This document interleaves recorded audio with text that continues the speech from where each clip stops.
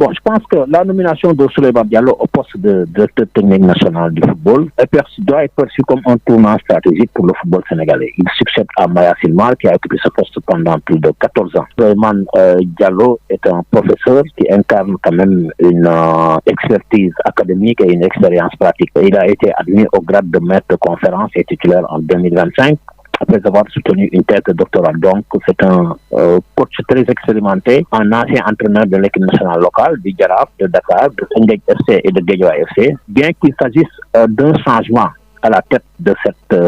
direction technique nationale, mais le choix de Souleymane Diallo s'inscrit dans une certaine continuité institutionnelle puisqu'il a occupé précédemment le poste de directeur technique adjoint. Et je pense que cette connaissance, en tout cas interne des dossiers, est vue comme un atout pour assurer la transition qui me semble fluide après le bilan, en tout cas, de Maya Silmar à la tête de cette maintenant. C'est vrai que sa mission principale sera d'insuffler un nouveau dynamique à la politique technique nationale avec plusieurs objectifs. Il va falloir maintenant aller vers la modernisation de la formation et la structuration des centres de formation. Mais le plus important dans tout ça, moi je pense que c'est surtout de développer le football, c'est-à-dire de pérenniser, de pérenniser l'excellence, c'est-à-dire que maintenir le football au sommet du football africain et dans toutes les catégories avec en ligne de mire la Coupe du Monde 2026 qui sera un test majeur pour lui. Maintenant, moi, ce qui me pose problème dans la nomination, c'est que dans les standards de la gouvernance, par exemple, la personne qui a occupé ce poste, je fais allusion par exemple à Maya Silmar, ne devait pas faire partie, en tout cas,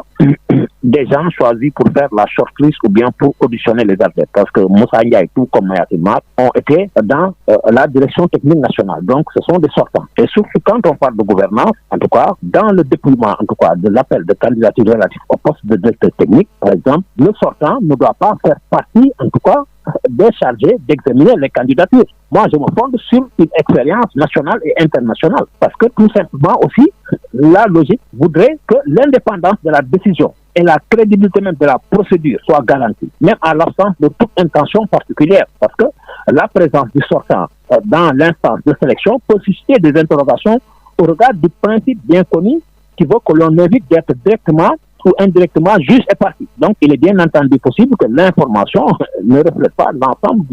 donc, vous voyez. Donc, Maya Silmar, tout comme Maya Silmar, tout comme Moussa Ndiaye, ne devait pas faire partie, en tout cas, des gens susceptibles d'auditionner les candidats. Et aussi, il y a aussi le secrétaire général qui, du point de vue technique, n'a aucune légitimité. Il y a aussi Seydou. Moi, je pense que cette candidature-là devait être au moins, devait faire l'objet d'un appel. Cette candidature devait être au moins,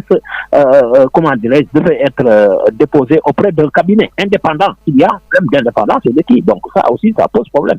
Souleymane Diallo, nomination, d'un peut percevoir comme un tournant stratégique pour le football sénégalais. Parce que dafay remplacer Maya Silmar, bi nga xam ni def na fi presque 12 ans ou 14 ans. Mais Souleymane Diallo am na profil bi parce que c'est un universitaire, professeur la. Dafa am na expérience académique bi, am na expérience pratique bi ak expertise académique parce que il a été nommé au grade de maître de conférence en 2025 après avoir soutenu sa thèse de doctorat. Donc après mu nekkoon ancien entraîneur de l'équipe nationale locale, nekk entraîneur du Jaraaf actuellement, nekkoon Guédiawaye, nekkoon Teungueth FC, donc yoroon aussi ISO. Donc loolu mën nañ ne continuité la bon bien qu'il s'agisse am na choix boo xam ne changé nañu mais changé bi continuer parce que Souleymane Diallo aussi nekkoon na aussi poste directeur technique national adjoint nekkoon na ko donc xam na aujourd'hui dossiers yi nan lañ koy traité xam na aussi yan lan mooy priorité yooyu ak yooyu yëpp donc les priorités moom xam na ko ak chantier mooy parce que mission principale am tey mu gën a yóbbu football bi ci kanam parce que football bi jëloon na ci 5 titres mais soo xoolee on a perdu presque tous les titres à part celui de la Coupe d'Afrique des Nations bi ñu gagné waat donc cela veut dire que am na liggéey man nag bon dafa am benn loo xam ne dafa am loo xam ne standards yi internationaux yi ñoo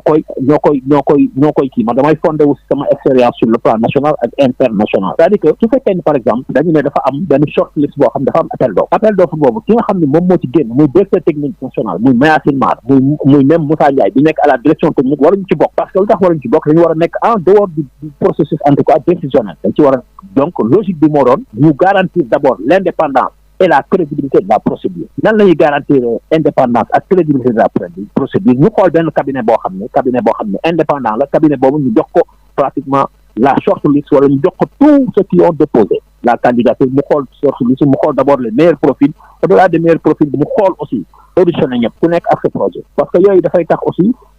choix bi du am crédibilité mais du am transparence aussi donc parce que dafay susciter ay interrogations au regard en tout cas du principe qui veut qu'on évite d'être directement ou indirectement juge et partie parce que tey ñoom Mayacine Mar dañu nekk juge ak partie moom Moussa Ndiaye donc yooyu c'est problématique aussi dans les choix parce que quand vous faites par exemple vous faites un appel de candidature mais ñi génn war suñu bokk sax ci choix yi dafa wëy war suñu bokk naan ñoom ñooy tànn wala ñooy auditionné ba pare aussi le secrétaire général ban xam-xam la am ci technique ba war a mën a siéger comprendre nga donc ak Seydou Sané aussi donc yooyu yëpp c'est des problèmes yoo xam ni